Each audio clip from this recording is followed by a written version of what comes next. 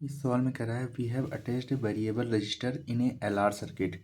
ठीक है, ये जो रजिस्टर है यहाँ पे ना वेरिएबल है और यहाँ पे एल की वैल्यू दिया हुआ है, एसी सोर्स से कनेक्ट है। कह रहा है at what value of R, यहाँ पे आर की वैल्यू क्या हो जाए कि पावर जो आ जाए वो मैक्सिमम आ जाए।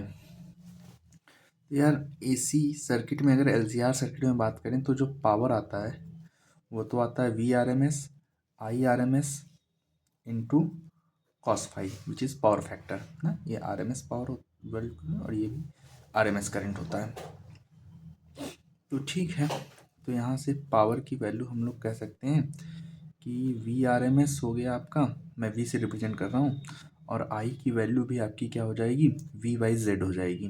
ठीक है, तो वी बाई जेड, और कॉस फाई की वैल्यू भी होती है आर बाई जेड। तो ये आ गया V square R by Z square.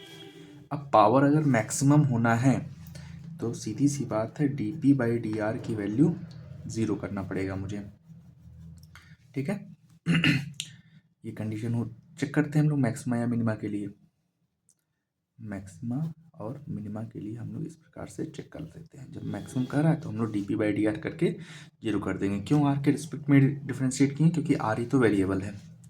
तो वैल्यू पुट कर दिया जाए तो वी स्क्वायर को एज इट इज़ रहने दो, आर को ऐसे ही रहने दो। जेड की वैल्यू होती है क्या, आर स्क्वायर प्लस एक्सएल का स्क्वायर आएगा ना। और एक्सएल की वैल्यू क्या होती है, ओमेगा स्क्वायर एल स्क्वायर। ठीक है, यहाँ पे जो एक्सएल की वैल्यू होती है ओमेगा एल होती है, और हमको पता है कि कहाँ लिख दूँ मैं, यहाँ लिख देता हूँ, Z equal to under root R square plus XL minus XC का होल स्क्वायर होता है। कैपेसिटर तो है नहीं तो जीरो हो जाएगा। ठीक है, और इसी को मुझे डिफ्रेंशिएट करना है, डी बाई डी आर करना है और फिर जीरो के बराबर करना है। तो वी स्क्वायर बाहर जाएगा और ख़त्म हो जाएगा उधर जाके, तो बचेगा सिर्फ क्या, आर अपॉन ये वाला टर्म।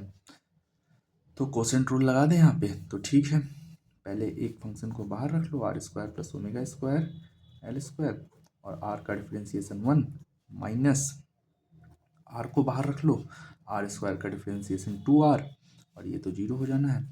अपॉन में जो भी कचरा बचेगा यहाँ से R square omega square L square का होल स्क्वायर, ये जीरो होगा तो ये सब उधर जाके ख़त्म हो जाएंगे। तो देखो यहाँ से बचा आर स्क्वायर और माइनस 2r स्क्वायर, ये हो गया R square minus 2r square plus omega square L square equal to zero. इसको उधर ले जाओ तो यहाँ से आ गया R square equal to omega square L square, तो ये आ जाएगा R equal to omega L.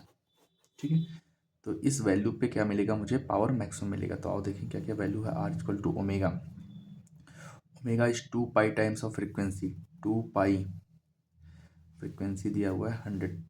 अच्छा ओमेगा की वैल्यू रख देते हैं, कॉस ओमेगा होता है यहाँ पर, सीधे सीधे रख देते हैं 100 पाई, और एल की वैल्यू हो गई 5 पाई 100 पाई, ख़त्म ख़त्म। तो आर की वैल्यू 5 ओम आ गई। इस वैल्यू पे पावर हमको मैक्सिमम मिल जाएगा। ठीक है, अभी एक सवाल और है हमारे पास, कह रहा है कि एक converging lens and a diverging lens share the same principal axis. ठीक है, सेम प्रिंसिपल एक्सिस पे एक ये कन्वर्जिंग लेंस रखा हुआ है और एक ये डाइवर्जिंग लेंस रखा हुआ है, मतलब एक कॉनकेव लेंस है और एक कॉन्वेक्स लेंस है। ठीक है, focal length f1 f2 as it is given है, what should be the distance between them so that the beam parallel to principal axis emerges parallel to principal axis. ये बात कह रहा है कि जो बीम इधर से पैरेलल आ रही है प्रिंसिपल एक्सिस के और जाए भी पैरेलल एक्सिस के।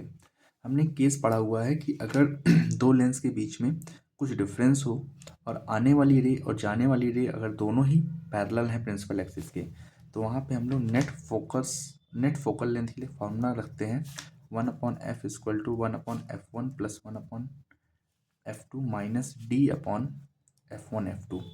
d is the separation between two lenses.